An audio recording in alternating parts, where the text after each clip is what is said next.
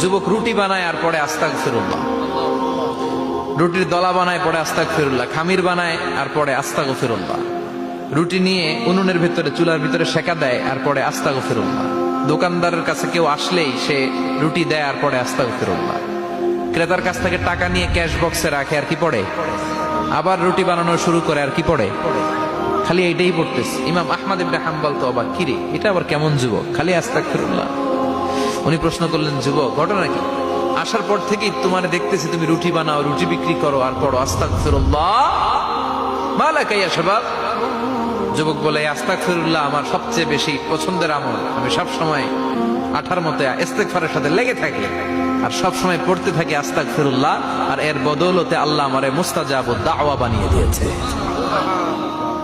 আহমদ ইবনে হাম্বল তো অবাক, আনতা মুস্তাজাবুদ দাওয়া, তুমি মুস্তাজাবুদ দাওয়া, রুটিওয়ালা। আমি এত বছর হাদিস পড়াই, আমিও তো মুস্তাজাবুদ দাওয়া না, আর তুমি রুটি বেচো বাজারে, তুমি মুস্তাজাবুদ দাওয়া, তুমি দোয়া করলেই সব কবুল হয়ে যায়। যুবক বলে, না আনা মুস্তাজাবুদ দাওয়া, আমি আমার জীবনে যত দোয়া করেছি কবুল করে নিয়েছে কে? সব দোয়া কবুল করে নিয়েছে আল্লাহ, একটা দোয়া ছাড়া। কয়টা? আহমদ ইবনে হাম্বলের কৌতূহল, কিউরিসিটি আরো বেড়ে গেল, কি সব দোয়া কবুল হয়েছে একটা দোয়া ছাড়া? মাযালিকা দোয়া ইয়া শাব, কি সেই দোয়া?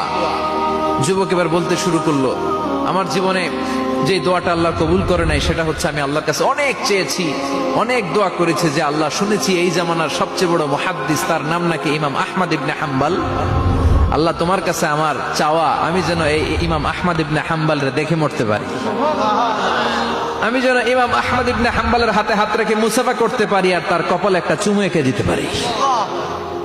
আহমদ ইবনে হাম্বল আবেগপ্রবণ হয়ে গেলেন, চোখের পানি ছেড়ে দিলেন, বললেন, যুবক তোমার এই দোয়াটাও কবুল হয়ে গিয়েছে। আহমদ ইবনে হাম্বলের দেখা সাক্ষাৎ পাওয়ার জন্য আহমদ ইবনে হাম্বলের বাড়িতে তোমার যাওয়ার দরকার নাই, আহমদ ইবনে হাম্বল তোমার দরবারে ছুটে এসেছে। আনা আহমদ ইবনে হাম্বল মুহাদ্দিসুদ দাহর, আমি নিজেই আহমদ ইবনে হাম্বল। যুবক চোখের পানি ছেড়ে দেয়, আহমদ ইবনে হাম্বল চোখের পানি ছেড়ে দেয়। যুবক চিৎকার মেরে ইমাম আহমদ ইবনে হাম্বলকে জড়িয়ে ধরে, হাতে হাত রেখে মুসাফা করে, কপালের মধ্যে চুমু খায় আর আল্লাহর শুকরিয়া করে বলে, ও ইমাম, আসলে এই দোয়াটাও আল্লাহ আজকে কবুল করে নিল।